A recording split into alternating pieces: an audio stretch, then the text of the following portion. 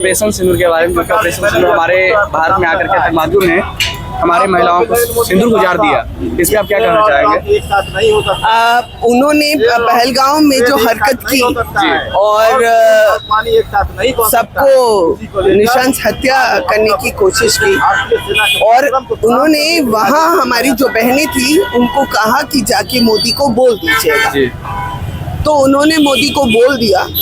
मोदी जी ने ऑपरेशन सिंदूर चलाया और पाकिस्तान में घुस के आतंकवादियों को मार गिराया।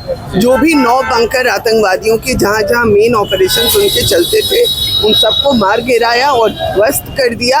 युद्ध की कभी भी हमें भारतीयों को अभिलाषा नहीं रहती है। हमारे यहाँ तो गंगा बहती है जहाँ हर नदी आकर और समाहित होती है, तो हम हमेशा हिंसा के रास्ते पे चलते हैं। लेकिन हम अपने घर में अगर किसी ने घुसने की कोशिश की और कुछ भी हरकत करने की कोशिश की, मारने की कोशिश की, तो हम भी उसके घर में घुसकर उसको मारेंगे। मोदी जी ऑपरेशन सिंदूर पे जो कदम उठाए हैं उस पे आप क्या कहना चाहेंगे? हाँ, उन्होंने जवाब दिया है कि ये नया भारत है। इस नए भारत में कोई भी घुसकर और कोई हरकत नहीं कर सकता है, और आतंकवादी तो खासकर नहीं कर सकता। मैम, आतंकवादी घुसा कैसे भारत में? हमारे भारत में जब तक हमारे यहाँ के कोई कुछ मिले होंगे तब तो यहाँ आतंकवादी घुसे हैं। देखिए, मिले हैं तभी तो हर जगह से, हमारे बिहार से भी आतंकवादी पकड़े गए हैं। हर जगह जगह वो लोग अंदर घुसे हुए हैं। उनकी खोजबीन चल रही है, कोशिशें हो रही हैं, और मुझे पूर्ण विश्वास है कि रक्षा मंत्रालय और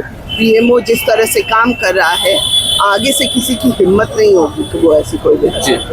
तो हम सर से बात करेंगे ऑपरेशन सिंदूर के बारे में। सर, जो हमारे मोदी जी ने कदम उठाया है उस पर आप क्या कहना चाहेंगे?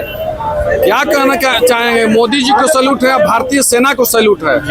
मैं पूर्व सैनिक हूँ और हम लोग को पता है कि किस तरह से कार्रवाई किया गया है। कार्रवाई सेना करती है लेकिन आदेश सरकार से मिलता है। बिना सरकार के आदेश से कोई कार्रवाई नहीं होता है। इसलिए मोदी जी को सबसे पहले सैल्यूट, उसके बाद भारतीय सेना के पराक्रम को सैल्यूट है। और इस बार मोदी जी ने और सेना ने ये दिखा दिया है कि तुम अगर मुझे छेड़ोगे तो मैं तुमको छोड़ूंगा नहीं। और यही हुआ है, उसके 100 से ज्यादा आतंकवादी मारे गए हैं। और ये जो युद्ध है ये सिर्फ स्थगित हुआ है, इसको समाप्त नहीं किया गया है। अब बोला गया है, आदमपुर वेश से उन्होंने बोला है हमारे प्रधानमंत्री जी ने कि अगर तुम दोबारा इस तरह का हरकत करोगे तो मैं उसी भाषा में जवाब दूंगा और फिर अंदर घुस के मारूंगा। और इस बार सब देश में पहली बार जो है सेना ने उनके एयरबेस को तबाह किया है।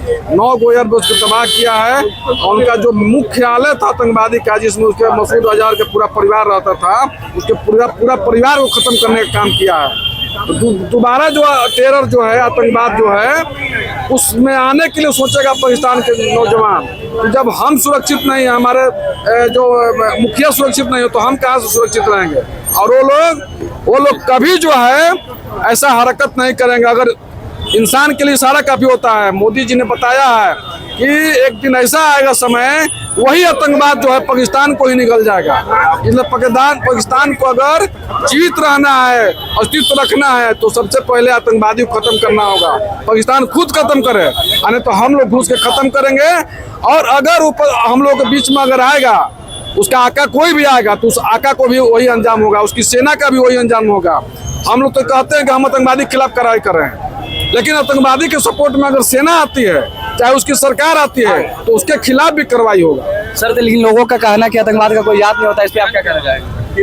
बिल्कुल सही बात है, लेकिन इस बार जो हरकत किया है, जो धर्म पूछ के जो मारा गया है, धर्म पूछ के मारा गया है, तो यही वो गलती कर गया कि तुम धर्म पूछ के मारोगे। हम उसी नाम से ऑपरेशन सिंदूर नाम क्यों रखा गया?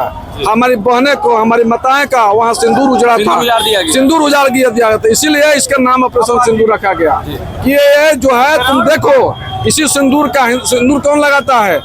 हिंदू में महिलाएं लगाती हैं। ये हमारे हिंदू धर्म में माना जाता है सिंदूर का बहुत। हाँ, ये सुहागन के प्रतीक होता है। तो इसलिए उनको संदेश दिया गया है कि दोबारा ऐसा हरकत मत करना। धर्म पूछ के कभी आतंकवाद का कोई धर्म नहीं होता है, लेकिन इस बार साबित हुआ है कि आतंकवाद का धर्म होता है। आतंकवाद का धर्म होता है, बिल्कुल इस बार साबित किया उसने। आतंकवाद का धर्म होता है। तो आतंकवाद है कौन? कहना क्या इस्लाम इस्लाम इस्लाम है आतंकवाद। इस्लाम में ही सिखाया जाता है। जब अगर मदरसा चला रहे हो, सीसीटीवी की निगरानी मसल मदरसा चलाओ, और जब इतना फैसिलिटी दे रहा आप पढ़ने लिखने के लिए, तो वहाँ पर मदरसा की जगह पर स्कूल खोलो, कॉलेज खोलो। मदरसा क्या, क्यों बच्चे हिल हिल के पढ़ते हैं? क्या सिखाया जाता है? उसका कोई रिकॉर्डिंग नहीं है। तो रिकॉर्डिंग के अंदर पढ़ाई होना चाहिए, चाहे मदरसा में हो और चाहे ऐसे सरकारी स्कूल में, सभी जगह सीसीटीवी में पढ़ाई होना चाहिए कि आप क्या पढ़ा रहे हो। कभी जरूरत पड़े तो हम वहाँ पर देख सके कि आप पढ़ा क्या रहे हो, बच्चों को क्या दिमाग में डाल रहे हो, कि कौन तुम्हारा काफिर है। काफिर बताया जाता है। क्यों सर? अभी के तो स्कूल और कॉलेज भी सही नहीं है सर, इस पे क्या करना चाहेंगे? स्कूल कॉलेज पर काम करने की जरूरत है सरकार को, और जो काम करने की जरूरत है आने में, और सब चीज में सरकार जो है एकदम सक्षम है। केंद्र सरकार हो चाहे देश की जो सरकार जो चल रही है, और सेना जो है सशक्त हुआ है मोदी जी के राज में। तीनों सेनाओं को मजबूती प्रदान की गई है। सेना आज किसी के मोहताज नहीं है। तो इस आपको ताजुब होगा कि इस बार जो उसका मिसाइल मारा गया है वो S-400 का कमाल नहीं है। S-400 2-3 मिसाइल को मारा है, उसका महंगा आता है। हमारा जो देश में स्वदेशी बना हुआ था, इस बार सारे स्वदेशी एयर डिफेंस टेस्ट हो गए, और 100% वो एक उसी में कायम रहे। सर हम आपसे पूछना चाहेंगे कि हमारे भारत देश में आतंकवाद आया कैसे, इस पे आप क्या कहना चाहेंगे? आतंकवाद आया कैसे? आया कैसे? जी। यही इस्लाम के तहत आया। लोग जो है अपने कुछ करेंगे नहीं और दूसरे को अस्थिर करने का काम करते हैं। अरे भाई तुम पढ़ो लिखो आगे बढ़ो, एक साथ दोनों देश आजाद हुआ। देश एक ही बार आजाद, उसके बाद आजाद होने के बाद बटा। तो आज भारत चौथा है और तुम कहाँ पर हो देख लो। तो तुम आतंकवाद में तुम अगर किसी को